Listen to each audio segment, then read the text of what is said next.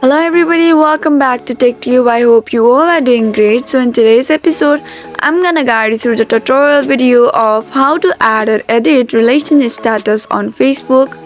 So to get started, first of all, go ahead and tap on the Facebook application, and once you are inside the Facebook, you will be appear with somewhat like this on your screen interface.